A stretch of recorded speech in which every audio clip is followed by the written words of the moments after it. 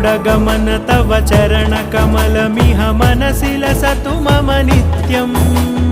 गरुडगमन तव चरणकमलमिह मनसि लसतु मम नित्यम्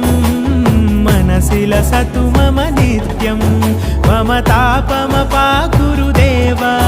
मम पापमपाकुरु देव मम तापमपाकुरु देव मम पापमपाकुरु देव